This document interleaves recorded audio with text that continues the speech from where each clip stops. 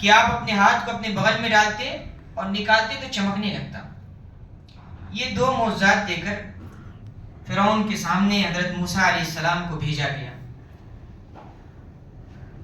اور فرعون کے سامنے ڈٹ کر انہوں نے اپنی بات رکھی اور معجزات دکھائے اس کو۔ فرعون تو ظالم و جابر تھا، وہ تو اپنے آپ کو خدا سمجھتا تھا، وہ سمجھتا تھا کہ میں ہی خدا ہوں، اور جب معجزات کو دیکھا تو کہا یہ تو جادو ہے، جادو یہ تو جادو ہے، اور ایسے جادو تو ہمارے جادوگر بھی دکھا سکتے ہیں۔ چنانچہ جادوگروں میں اور حضرت موسیٰ علیہ السلام میں ایک مقابلہ کرایا گیا۔ وہ مصر کے تمام جادوگر ایک میدان میں اکٹھا ہوئے اور حضرت موسیٰ علیہ السلام بھی تشریف لائے۔ سب نے اپنے اپنے جادو کے ذریعے اپنی اپنی رسیاں ڈالی۔ حضرت موسیٰ علیہ السلام چونکہ معجزہ لے کر آئے تھے، کوئی جادو نہیں تھا، اللہ رب العزت کی طرف سے عطا کیا ہوا ایک معجزہ تھا، اور جب انہوں نے اپنی لاٹھی ڈالی تو پھر وہ چھوٹے چھوٹے جو سانپ رسیوں کے تھے ان کو نگلنا شروع کر دیا۔ جادوگر ظاہر بات ہے جادو کو پہچانتے ہیں، وہ ماہر جادوگر تھے مصر کے۔ فرعون نے ان کو لالچ دے کر بلایا تھا کہ تم اس کو اگر شکست دے دو گے تو میں تم کو سب سے قریب بنا لوں گا، اپنا سب سے قریبی ہو جاؤ گے میرے۔ لیکن یہ اللہ تعالیٰ کو کچھ اور منظور تھا، وہ دنیاوی خدا کے قریب ہونے کے بجائے اللہ رب العزت سے قریب ہو گئے۔ انہوں نے جب اللہ رب العزت کا معجزہ دیکھا تو پہچان گئے کہ واقعی معجزہ ہے، اور کہا آمنا برب العالمین، ہم تو رب العالمین پر ایمان لائے۔ ایک معجزہ دیکھتے ہی وہ یہ سمجھ گئے کہ واقعی یہ نبی ہے، حقیقت میں یہ اللہ رب العزت کے بھیجے ہوئے پیغمبر ہیں، حقیقت میں یہ بندوں کی غلامی سے نکال کر اللہ رب العزت کی غلامی کی طرف پھیرنے کے لیے آئے، اور سب ایمان لائے، تمام کے تمام جادوگر۔ اور فرعون جب اس نے دیکھا کہ جادوگر ایمان لا چکے ہیں تو کہا کہ میں تم کو سزا دوں گا، تم کو سولی پر لٹکا دوں گا، تمہارے ہاتھ اور پاؤں کو مخالف سمتوں سے کٹوا دوں گا۔ اب جادوگروں کا جواب سنیے، ایمان لا چکے ہیں، معجزہ دیکھ کر ایمان لائے۔ کہا کہ ہم تو اللہ رب العزت کی طرف پلٹنے والے ہیں، ہم تو اسی کے ہیں، اسی کی طرف ہمیں پلٹنا ہے، تم کیا کرو گے؟ تم بہت کرو گے، اس دنیا میں ظلم و ستم کر سکتے ہو، پلٹنا تو رب العالمین کی طرف ہے۔ دیکھیے جواب سنیے، پہلے آئے تھے وہ انعام کی لالچ میں موسیٰ علیہ السلام کو شکست دینے، اور واپس جا رہے ہیں تو ایمان کی حالت میں جا رہے ہیں، اور فرعون کو جواب بھی دے رہے ہیں کہ ہمیں تو پلٹنا اپنے رب کی طرف ہے، تم کیا کرو گے؟ تم بہت کرو گے، ظلم و ستم کرو گے، تمہارا ظلم و ستم تو اسی دنیا تک ہے، وہاں تمہارا ظلم و ستم کیسے چلے گا؟ پھر اللہ رب العزت نے فرعون پر تنبیہی عذاب بھیجے، اور ظاہر بات ہے کہ جب کسی قوم کو اللہ رب العزت مہلت دیتا ہے تو مختلف چھوٹے چھوٹے تنبیہی عذاب بھیجتا ہے تاکہ سدھر جائے، مہلت اس کو دیتا ہے سدھرنے کی مہلت۔ تو مینڈکوں کا عذاب بھیجا کہ اکٹھا ہر طرف سے مینڈک آنا شروع ہو گئے، تو خون کا عذاب بھیجا، مصر کے ہر دریا خون سے بھر گیا۔ ٹڈی عذاب بھیجا، ٹڈیوں کا عذاب بھیجا، یہ عذاب چھوٹے چھوٹے عذاب تھے۔ پھر طاعون کا عذاب بھیجا۔ اب یہ فرعون پلٹا موسیٰ علیہ السلام کی طرف، کہا کہ تم اپنے رب سے دعا کرو، اگر تمہاری دعا کے نتیجے میں یہ عذاب ہٹ جاتا ہے تو میں تمہارے رب کو مان لوں گا۔ لیکن ظالم تو ظالم ہوتا ہے، خدائی کا دعویٰ کر رہا تھا، کبر اور بڑائی کے نشے میں چور چور ہو رہا تھا وہ۔ جب اللہ رب العزت سے موسیٰ علیہ السلام نے دعا کی تو پھر یہ اپنی حرکتیں شروع کر دیا، پھر وہی بڑائی کا دعویٰ، پھر وہی خدائی کا دعویٰ، اور بنی اسرائیل پر ظلم و ستم۔ اور ظاہر بات ہے یہ اللہ رب العزت کی سنت رہی ہے کہ اللہ رب العزت ظلم کو زیادہ دن ٹکنے نہیں دیتا، ظلم زیادہ دن نہیں چل پاتا، بہت چلے گا، سالوں چلے گا، 25 سال، 30 سال، 35 سال، یا بہت چلے گا تو مرنے تک چلے گا، اس کے بعد تو اس کا خاتمہ ہونا ہے۔ اب دیکھیے اس ظلم کا خاتمہ اللہ رب العزت نے کیسے کیا، فرعون کو سمندر میں ڈبا دیا۔ بڑائی کا دعویٰ کر رہا تھا، خدائی کا دعویٰ کر رہا تھا، کہاں گیا اس کی خدائی کا دعویٰ؟ سمندر میں ڈوب رہا ہے، اور اس وقت چلا رہا ہے کہ میں ایمان لایا موسیٰ علیہ السلام کے رب پر۔ اس وقت ایمان کا کیا فائدہ؟ تنبیہی عذاب اللہ رب العزت نے تم کو دکھایا، مہلت دی، تمہیں سدھرنے کا موقع دیا، تم نہیں سدھرے، اب اللہ رب العزت کے عذاب کا مزہ چکھو، اب یہ مہلت ختم ہو گئی۔ تو اس امت کو اس واقعے میں ایک بڑا پیغام دیا جا رہا ہے، وہ پیغام یہ ہے کہ دیکھو ظلم اور ستم سے باز رہنا، کبھی ظلم و ستم نہ کرنا۔ فرعون ظالم تھا، کیا حال ہوا؟ اس کی مثال ہمارے سامنے ہے، اس کی مثال نگاہوں کے سامنے رہنا چاہیے۔ کوئی اگر ظلم کر رہا ہے تو اس کو بتانا چاہیے کہ فرعون کا حشر برا ہوا، تمہارا بھی حشر برا ہو سکتا ہے، تم باز آ جاؤ اپنے ظلم و ستم سے۔ اور پھر اس کے بعد حضرت موسیٰ علیہ السلام جب بنی اسرائیل کے لوگوں کو لے کر نکل گئے وہاں سے، اس بستی سے، اور پھر اس کے بعد فلسطین کی سرزمین پر قدم رکھا اور آس پاس کے علاقوں میں جا کر آباد ہوئے، اور پھر اللہ رب العزت نے حضرت موسیٰ علیہ السلام کو بلایا ان سے کلام کرنے کے لیے کوہ طور پر۔ موسیٰ علیہ السلام گئے ہیں، اپنی قوم کو چھوڑ کر گئے ہیں پیچھے، اور اپنے بھائی کو ذمہ دار بنائے کہ دیکھو قوم کو بھٹکنے مت دینا، ان کو گمراہ مت ہونے دینا۔ اپنا جانشین اور اپنا نائب بنا کر اپنے بھائی ہارون علیہ السلام کو گئے ہیں۔ اللہ رب العزت نے بلایا ہے کلام کرنے کے لیے۔ 40 دن تک حضرت موسیٰ علیہ السلام وہاں ٹھہرے رہے، اور پھر اس کے بعد انہوں نے خواہش ظاہر کی کہ اللہ رب العزت میں تجھ کو دیکھنا چاہتا ہوں۔ ظاہر بات ہے، انسان کی فطرت ہے، وہ بعض مطالبات ایسے کر دیتی ہے جو اس کی خواہش سے بھی پرے ہوتے ہیں۔ تو انہوں نے بھی ایک مطالبہ چھوٹا سا کیا کہ اللہ رب العزت میں تجھ کو دیکھنا چاہتا ہوں۔ اللہ رب العزت نے کہا انسانی آنکھیں اس دنیا میں نہیں دیکھ سکتی، کہا کہ اگر تم کو دیکھنا تو اس پہاڑ کو دیکھو، اور پہاڑ کو حضرت موسیٰ علیہ السلام دیکھ رہے تھے، اور ایک ہلکی سی تجلی نازل ہوئی، ہلکی سی تجلی، پورا پہاڑ ریزہ ریزہ ہو گیا۔ ایک ہلکی سی تجلی اللہ رب العزت کے نور کی، پورا پہاڑ ریزہ ریزہ۔ حضرت موسیٰ علیہ السلام بے ہوش ہو کر گر پڑے، کہا کہ مجھے یقین ہے رب، میں تو سب سے پہلے ایمان لاتا ہوں، میں تو سب سے پہلے ایمان لایا ہوں، سب سے پہلا مسلمان میں ہوں، کہ دنیا میں اللہ رب العزت کو کوئی آنکھ دیکھ نہیں سکتی، اور کل قیامت کے دن تو اللہ رب العزت اپنے کچھ بندوں کو دیدار نصیب کرے گا۔ اللہ سے دعا کرتے رہیے کہ اللہ رب العزت بھی ہمیں ان لوگوں میں شامل کرے کہ رب العالمین کا دیدار نصیب ہو جائے۔ اس کے بعد پھر اللہ کی بندگی کا اقرار انسانوں نے کیا، اس کا تذکرہ ہے۔ اللہ رب العزت نے جب حضرت آدم علیہ السلام کو بنایا، اس وقت پوری نسل کو، پوری ان کی نسل کو جتنی بھی روحیں تھیں ان سب کو جمع کیا، قیامت تک آنے والی تمام روحوں کو، تمام جانوں کو جمع کیا، اور کہا الست بربکم، کیا میں تمہارا رب نہیں ہوں؟ سب نے گواہی دی، بنا شہیدنا، ہم گواہی دیتے ہیں کہ تم ہمارے رب ہو، ہم گواہی دیتے ہیں کہ تو ہی ہمارا رب ہے، تو ہی ہمارا پروردگار ہے۔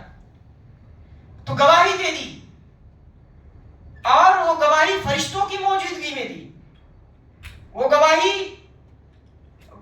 تو دی اور گواہ بھی بنائے لوگوں کو، اور اب اگر خلاف ورزی کر رہے ہیں تو یہ ہماری بیوقوفی ہے، یہ احمقانہ باتیں ہو جائیں گی پھر، کہ ایک تو عہد کیا کہ اللہ کو اپنا رب مان لیا، اور دوسری طرف اس کی مخالفت کریں، دوسری طرف اس کے احکام کو نہ مانیں، یہ بیوقوفی کے سوا کچھ نہیں ہے، اور اس کا انجام بڑا بھیانک ہوگا۔ پھر اس کے بعد بنی اسرائیل کی سرکشی کا تذکرہ ہے۔ دیکھیے اللہ رب العزت نے کتنی بڑی نعمت ان کو دی تھی، کتنی بڑی نعمت کہ ایک ظالم و جابر بادشاہ سے ان کو نجات دیا، ایک ظالم و جابر حکمران سے وہ بچا لیے گئے، اور نعمت پر نعمتیں ان پہ من و سلوہ نازل کیا گیا۔ نعمت پر نعمتیں یہ کہ ان کے لیے پانی کے 12 چشمے بہا دیے گئے، نعمت پر نعمت یہ کہ آسمان ہمیشہ ان پر سایہ فگن رہتا تھا، سایہ کرتا تھا۔ یہ عظیم نعمتیں تھیں، چاہیے تو یہ تھا، حق تو یہ تھا کہ ان نعمتوں پر وہ اللہ رب العزت کا شکر ادا کرتے، لیکن کیا کیا انہوں نے؟ بچڑے کو معبود بنا لیا۔ حضرت موسیٰ علیہ السلام کوہ طور پر ہیں اور ادھر یہ بچڑے کو معبود بنا لیے۔ حق تو یہ تھا کہ اللہ رب العزت کی نعمت پا کر اس کی عبادت کے لیے اپنی پوری زندگی وقف کر دیتے، لیکن لگے خدائی میں شریک ٹھہرانے۔ یہ کتنی بڑی سرکشی ہے کہ رب العالمین نے نعمتوں سے مالا مال کیا انسان، اور وہ لگے اس کے ساتھ شریک کرنے، وہ لگے اس کے ساتھ دوسروں کو اس کا ہمسر اور مد مقابل ٹھہرانے۔ پھر اس کے بعد ان کی اور مزید سرکشی دیکھیے، ان کی اور مزید اللہ رب العزت کے حدود سے تجاوز دیکھیے۔ سبت اجتماعی عبادت کا دن تھا ان کے، ہفتے کا دن، سبت کا دن، اور اس دن وہ لوگ چھٹی مناتے تھے، عبادت کے لیے اپنے پورے ہر کام کو چھوڑ کر عبادت کے لیے دن بھر مصروف رہتے تھے، حتیٰ کہ شکار بھی اس دن ممنوع تھا۔ اب یہ کیا کیے، عبادت کو چھوڑ کر لگے شکار کرنے۔ اللہ رب العزت کا حکم تھا، چاہیے تو یہ تھا کہ عبادت کا جو اجتماعی دن ہے اس دن عبادت کرتے، باقی دن تو خالی ہی خالی ہے، وہ جو چاہے کام کرے۔ تو جو انہوں نے ایک دن متعین کیا تھا اللہ کی عبادت کے لیے، اس میں تو چاہیے تھا کہ عبادت کریں، لیکن انہوں نے حد سے تجاوز کیا اور اس قانون کو توڑا، اور جب اس قانون کو توڑا تو پھر اللہ رب العزت کی ذلت، اس کی رسوائی، اس کی لعنت ان پر مسلط کر دی گئی، اور فرمایا لہم قلوب لا یفقہون بہا، دل تو ہے ان کے اندر لیکن یہ سمجھتے نہیں ہیں، دل ہے لیکن کبھی غور نہیں کرتے، اس دل سے سوچتے نہیں ہیں کہ ہمارا رب ہم سے کیا کہہ رہا ہے۔ وَلَهُمْ آذَانٌ لَا يَسْمَعُونَ بِهَا، کان تو دیے اللہ رب العزت نے، لیکن سنتے نہیں حق کو، حق کو سننا برداشت نہیں کرتے۔ فرمایا کہ جو لوگ ایسے ہیں کہ ان کے پاس دل ہے لیکن دل مردہ ہے، جن کے پاس کان ہے حق سننے کو تیار نہیں، آنکھیں ہیں حق دیکھنے کو تیار نہیں، زبان ہے زبان حق بولنے کو تیار نہیں، تو کہا یہ لوگ جانور ہیں، جانور، اولئک کالانعام بل اضل، اس سے بھی گئے گزرے ہیں، جانور سے بھی بدتر ہیں۔ کان دیا اللہ رب العزت نے، حق تو یہ تھا کہ اس کان کا حق ادا کرتے، حق بات سنتے، زبان دیا تھا، چاہیے تو یہ تھا کہ حق بات بولتے، دل دیا تھا، چاہیے تو یہ تھا کہ حق بات سوچتے، سمجھتے، اس پر غور کرتے، دیکھتے کہ کامیابی کا کیا راستہ ہے، لیکن نہیں، تو فرمایا کہ جانور ہے جانور، اور ان جانوروں سے بچ کے رہو۔ پھر اس کے بعد قرآن کی عظمت کا تذکرہ ہے۔ دیکھیے قرآن کتنا عظیم کلام ہے، اور ایسے عظیم کلام کے بارے میں یہ کہا گیا کہ جب قرآن مجید پڑھا جائے تو غور سے سنا جائے، ہر طرف کے شور سے خالی ہو کر، تمام طرح کے شور بند ہو جائیں، ہر طرح کے شور اور شرابے سے پاک ہو کر قرآن مجید کو غور سے سنا جائے کہ قرآن مجید ہم سے کیا چاہتا ہے، قرآن مجید ہم کو کیا بتانا چاہتا ہے، قرآن مجید کا پیغام کیا ہے۔ وَإِذَا قُرِئَ الْقُرْآنُ فَاسْتَمِعُوا لَهُ وَأَنصِتُوا، غور سے سنو اور خاموش رہو۔ پھر اس کے بعد چند اہم باتوں کا تذکرہ ہے۔ سب سے پہلی بات کہ قیامت کا علم رب العالمین کو ہے۔ اللہ کے نبی صلی اللہ علیہ وسلم کے پاس منافقین آتے تھے، یہود آتے تھے، مشرکین آتے تھے، کہتے تھے بتائیے قیامت کب آئے گی؟ جس قیامت کا آپ کہہ رہے ہیں کہ تم پر ایک دن ایسا آنے والا ہے جس دن دردناک عذاب بھی ہوگا، بھیانک سزا بھی دی جائے گی، کب آئے گا وہ دن؟ اللہ کے نبی صلی اللہ علیہ وسلم کہتے ہیں انما علمها عند اللہ، اللہ رب العزت کے پاس اس کا علم ہے۔ اس سے ایک اور بات کی وضاحت ہوئی کہ اللہ کے نبی صلی اللہ علیہ وسلم کو اتنا ہی معلوم تھا جتنا اللہ رب العزت نے ان کو بتایا تھا۔ جب انبیاء کو غیب کی باتیں نہیں پتا تو پھر آج جو غیب کا دعویٰ کر رہے ہیں کیا ان کو جھوٹا نہیں کہیں گے آپ؟ کہنا چاہیے، وہ ہیں جھوٹے، غیب کا دعویٰ کرنے والے جھوٹے ہیں موجودہ دور کے لوگ، اور ان سے بچ کے رہنا چاہیے۔ وہ انسانوں کو گمراہ کرنے کے لیے پیدا ہوئے ہیں اور شیطان کے چیلے اور چپاٹے ہیں، ان سے بچ کے رہنا چاہیے۔ پھر اس کے بعد سورۃ الانفال کا، سورۃ الانفال آپ جانتے ہیں مدنی سورہ ہے اور غزوہ بدر پر تبصرہ ہے۔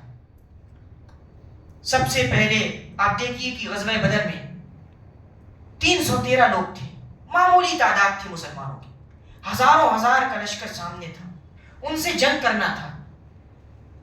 یہ جنگ کا حکم مکے میں نہیں دیا گیا، کیوں نہیں دیا گیا؟ کیونکہ مسلمان متحد نہیں تھے، منتشر تھے، ادھر ادھر بکھرے ہوئے تھے۔ جب مدینے گئے ہجرت کر کے، ایک پوری ریاست ملی ہے مسلمانوں کو، تب کہا گیا کہ اب ان سے لڑو، اب ان کو جواب دو، اب ان کو بتاؤ کہ اسلام ہی ہے۔ اب یہ جو سرکشی کر رہے ہیں ان کو ان کی سرکشی سے دور کرو، اب بتاؤ کہ اسلام امن اور شانتی کا مذہب ہے، اسلام امن اور سکون چاہتا ہے، ظلم و زیادتی نہیں چاہتا۔ تم ظلم و زیادتی کر رہے ہو، تمہیں ظلم و زیادتی کا موقع نہیں دیا جائے گا۔ اور آپ جانتے ہیں جہاد کا حکم جہاں بھی آیا ہے وہ ظالموں کے خلاف آیا ہے، ظالموں کے خلاف. کمزوروں کے خلاف جہاد کا حکم نہیں دیا اسلام نے، کبھی نہیں دیا. جب بھی حکم آیا ہے ظالموں کے خلاف آیا ہے. اور آپ یہ بات بھی جانتے ہیں کہ اللہ کے نبی صلی اللہ علیہ وسلم نے جب پوری تیاری ہو گئی، اسلحے بھی معمولی تھے اللہ کے نبی صلی اللہ علیہ وسلم کے پاس، سواریاں بھی معمولی تھی، کچھ نہیں تھا، 2 گھوڑے تھے، لیکن نکلے اللہ رب العزت کا نام لے کر. استقامت تھی، جو تیاریاں تھی، جتنی استطاعت تھی وہ تیاریاں کر کے نکلے ہیں. ایسا نہیں کہ بالکل نیت سے نکل گئے، جو چیزیں ان کی قدرت میں تھیں اس کو لے کے نکلے. اور جب بدر میں پہنچے ہیں تو دیکھیے چونکہ رب العالمین پر توکل تھا، اعتماد تھا، پلٹے ہیں رب العالمین کی طرف. سب سے پہلے اس وقت اللہ کے نبی صلی اللہ علیہ وسلم نے ایک بڑی جامع دعا کی، کہا کہ اللہ رب العزت تو نے جس مدد کا وعدہ کیا ہے وہ مدد آ جائے. اگر یہ مٹھی بھر جماعت 313 کا لشکر ناکام ہو گیا، ہلاک ہو گیا، تو پھر اس زمین پر تیری عبادت نہیں ہوگی. رسول اللہ پلٹے رب العالمین کی طرف. کیوں؟ کیونکہ مدد کا بھروسہ پورا اللہ رب العزت پر تھا کہ وہ رب العالمین ہے، مدد ضرور نازل کرے گا. اور دیکھیے پھر مدد آئی ہے، فرشتوں کا ہزاروں کی جماعت آئی ہے. اور اس کا قرآن مجید میں سورۃ الانفال میں تذکرہ بھی ہے. آیا اور مدد کیا، اللہ رب العزت کے لشکروں نے مدد کیا. یہاں ایک پیغام ہے، وہ یہ ہے کہ جب بھی مدد مانگنا ہو اللہ رب العزت سے مانگیں گے. وسائل ہیں ہمارے پاس، ذرائع ہیں، اختیار کریں. سب سے پہلے اگر پلٹیں گے تو رب العالمین کی طرف. رسول اللہ نے اپنی دعا کے ذریعے پیغام دے دیا کہ دیکھو یہاں کیا ہوتا ہے، سب سے پہلے ہم دنیاوی ذرائع اختیار کرتے ہیں، اور جب دنیاوی ذرائع سے کام نہیں ہوتا، جب تھک جاتے، ہار مان جاتے، تو رب العالمین کی طرف پلٹتے ہیں. یہاں کیا کہا جائے، پہلے پلٹو، پہلے پلٹو تاکہ وہ تم پر مدد نازل کرے. پھر اس کے بعد مومنین کی 5 صفات کا تذکرہ ہے. دیکھیے مومن، المومنون کہا گیا، مخلص بندے اللہ رب العزت کے. وہ کیسے لوگ ہیں؟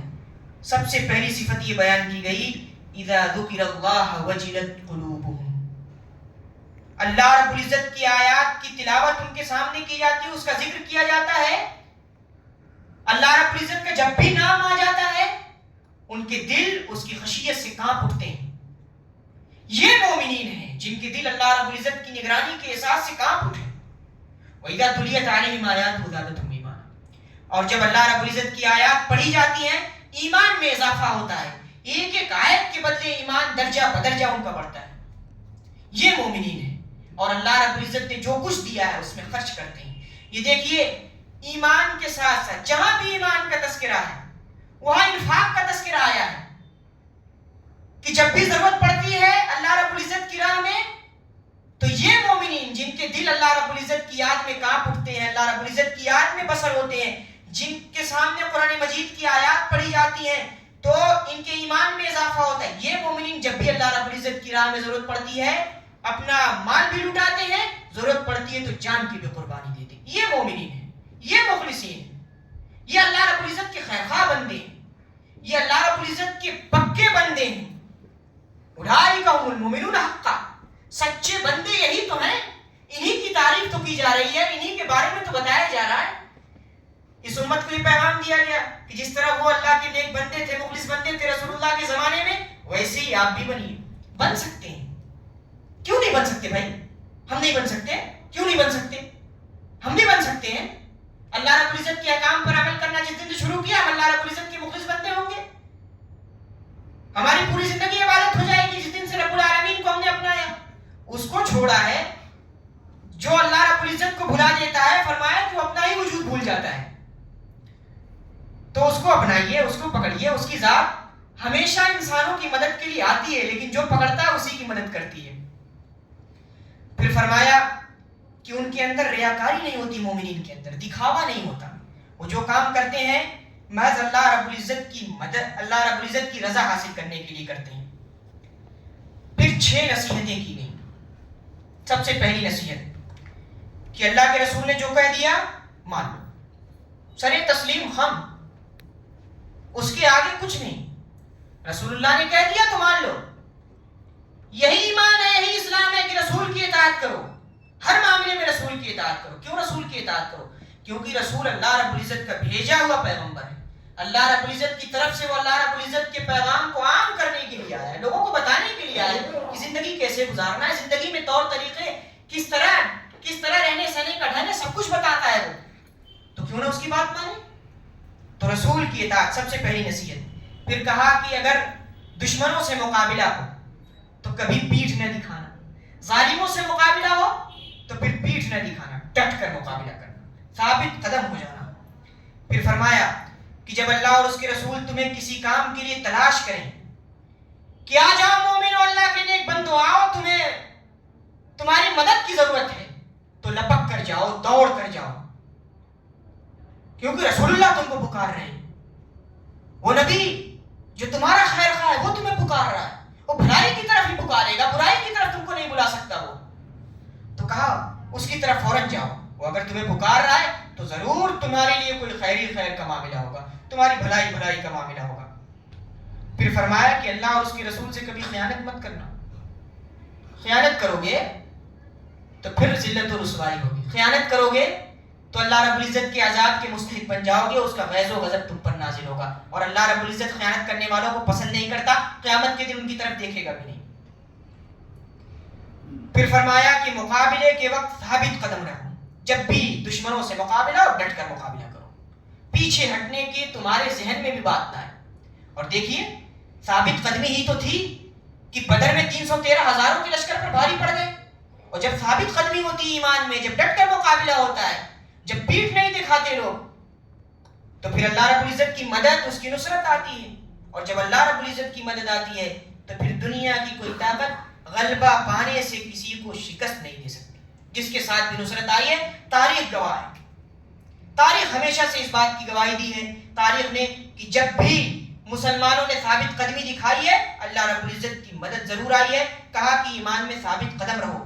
پھر چند اہم باتیں مختصراً ان کا تذکرہ کہ سب سے بدترین لوگ, پھر وہی کہا سب سے بدترین جانور ہیں. جانور کون لوگ؟ جو اندھے بنے رہتے ہیں, گونگے بنے رہتے ہیں, بہرے بنے رہتے ہیں, اللہ رب العزت کے پیغام کو سننے کے لیے بہرے بن جاتے ہیں, اس کے کلام پر غور کرنے کے لیے اندھے بن جاتے ہیں, اور حق بات کہنے کے لیے گونگے بن جاتے ہیں. تو کہا یہ لوگ تو بدترین جانور ہیں, اور ان سے خیر کی بھلائی کی کوئی امید نہیں ہے. پھر دوسری چیز فرمائی, انما اموالکم واولادکم فتنہ وان اللہ عنده اجر عظیم. یہ اللہ رب العزت نے مال و دولت دیا ہے تم کو, روپیہ پیسہ دیا ہے, اولادیں دی ہیں, کہا یہ آزمائش ہے تمہارے لیے, فتنہ ہے, آزمائش ہے. اللہ رب العزت دے کے تم کو آزما رہا ہے کہ دیکھو یہ میرا شکر گزار بندہ بنتا ہے یا مال اور اولاد کی محبت میں بھٹک جاتا ہے, گمراہ ہو جاتا ہے. تو ایسے میں ان لوگوں کو بشارت سنائی گئی ہے جو اس وقت میں, جب اللہ رب العزت نے وہ خوب مال و دولت سے نوازا ہے اور اولادیں بھی دی ہیں, اس وقت وہ اللہ رب العزت کا شکر ادا کرتا ہے, اس کو کامیابی کی بشارت سنائی گئی ہے. اس کے بعد فرمایا ان تتقوا یجعل لکم فرقانا, اگر اللہ رب العزت سے ڈرو گے, دل میں اس کی نگرانی کا احساس پیدا کرو گے, تو فرقان تمہارے لیے نازل کرے گا, حق اور باطل کی تمہیں تمیز دے گا. اور حق اور باطل کی تمیز میدان بدر میں دی, اسی وجہ سے اس کا نام یوم الفرقان پڑا. 17 رمضان مبارک, رمضان کے مہینے میں وہ جنگ لڑی گئی, رمضان مبارک کے مہینے میں 17 رمضان کو وہ مارکا یوم الفرقان کے نام سے منسوب ہوا, موسوم ہوا. تو اگر اللہ رب العزت کی نگرانی کا احساس پیدا ہوگا تو حق اور باطل کا فرق نظر آئے گا, اور حق والے ہی کامیاب ہوتے ہیں. اور پھر ایک فائدہ کیا ہوگا جب اللہ رب العزت کا ڈر پیدا ہوگا؟ کہا کہ گناہ معاف ہو جائیں گے, غلطیاں معاف ہو جائیں گی, خطائیں معاف ہو جائیں گی. اور ایک بڑا اہم فائدہ کہ اللہ رب العزت معاف کر دے گا, معافی کا اعلان کر دے گا. وہ معافی جب اللہ رب العزت دے دیتا ہے تو پھر سمجھ لیجئے کہ جنت کا پروانہ اس کے ہاتھ میں ہے. واللہ ذو الفضل العظیم, اور اللہ بڑے فضل والا ہے. اور آخر میں اللہ رب العزت کی بہترین صفت کا تذکرہ ہے, ونعم المولا ونعم النصیر. کیا ہی بہترین مولا ہے انسانوں کا, وہ مولا جس نے انسانوں کی رہنمائی کا انتظام کیا. کیا ہی بہترین مددگار ہے جو اپنے بندوں کی ہر وقت مدد کرتا رہتا ہے. اس کی رحمتیں بے کرا انسانوں پر برستی رہتی ہیں. یہ ہم ہیں کہ یا تو اس کا شکر ادا کر کے جنت کو حاصل کر لیں یا اس کی ناشکری کر کے جہنم کے مستحق بن جائیں. دونوں راستے کھلے ہیں. اللہ رب العزت سے دعا ہے کہ اللہ رب العزت ہمیں شکر گزار